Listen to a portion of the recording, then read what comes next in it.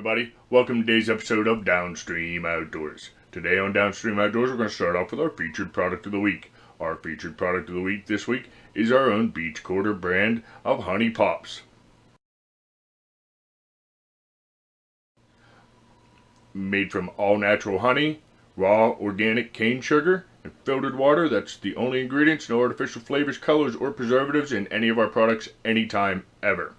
These are available at places like Little Rock's Natural Remedies along Route 36 in Roaring Springs, Pennsylvania, and at Saxton Outdoor Supply along Route 26 in Saxton, Pennsylvania. This week on Downstream Outdoors, we're back into the kitchen. That's right, it's a little bit cold outside, so I figured we'll take this time to do some indoor projects, and we're back to making food. This time, we are making what is known as chillin'. I'm probably butchering the enunciation of that word. Chillin' basically translate to red sumac pudding. Yeah, we're making pudding out of sumac berries. We've talked about sumac in episode, that episode.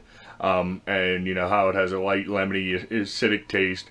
And we're going to make an old-fashioned pudding out of it. This here was what I understand to be an old Cherokee recipe. Obviously, it's been updated a little bit, but the main ingredient, the sumac pudding, is still in there. The sumac berries are still in there. So check it out. Okay, so we're going to make our chilchin, or our sumac pudding. It's a Cherokee recipe. And in here I have a cup and a half of water. And we're going to add 3 tablespoons of finely ground sumac.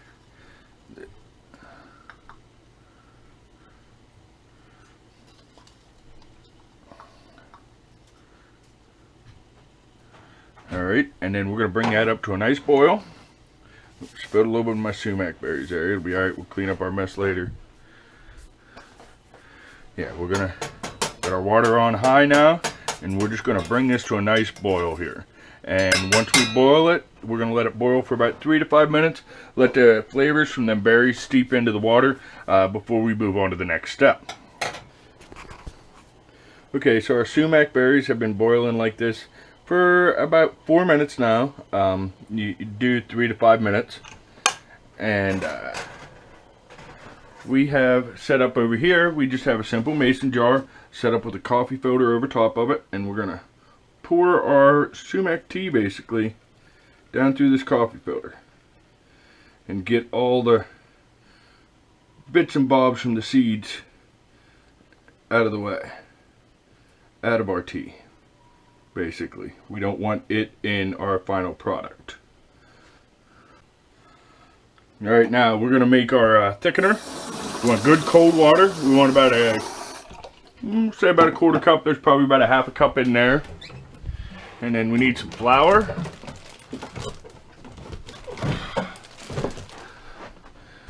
Just regular old plain all-purpose white flour. About 3 tablespoons should probably do it, and a quarter cup. We'll go a little bit thicker just because I have extra water in there.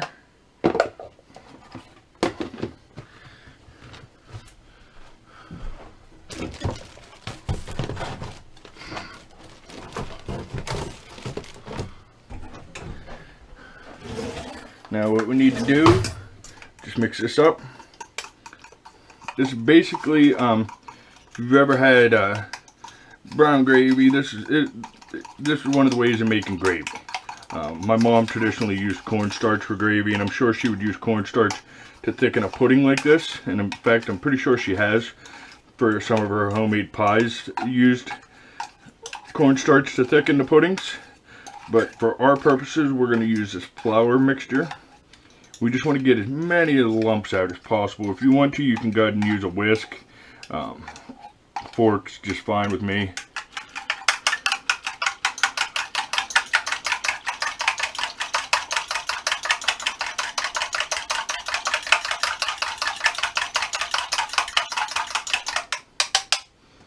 Alright. Rinse off our spoon here that we've been using. Come back over to our tea here, and we're going to bring that right back up to a boil.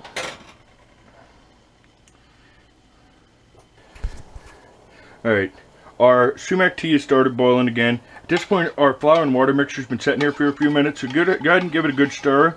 And then we're going to stir some of this right into our sumac tea. We'll put about half our contents in. We're going to stir that in.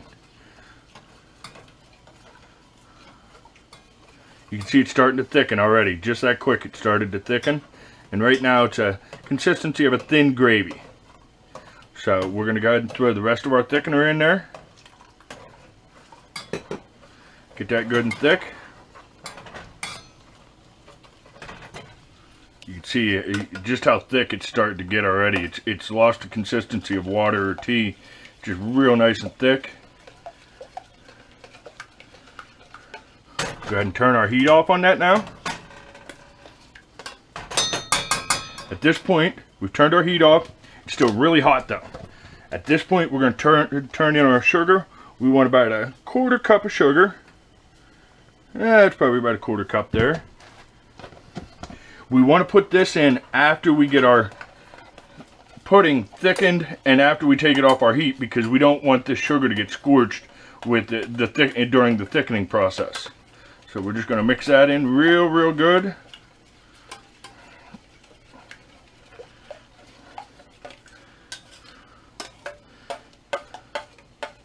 Alright, I got a small bowl sitting here, standing ready to go. You can see I got a fair amount of seeds in there, but it'll be alright. We'll work around them seeds. If we have to, we can spit them out. Right? We'll just throw them in the sink right there. They floated right to the top. We might as well get rid of them.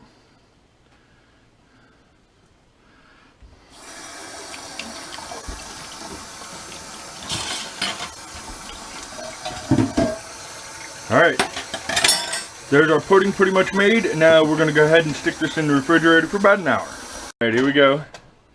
Our sumac pudding has been in the refrigerator. It's pretty well set now. A little bit thin. We could have maybe made it a little bit thicker.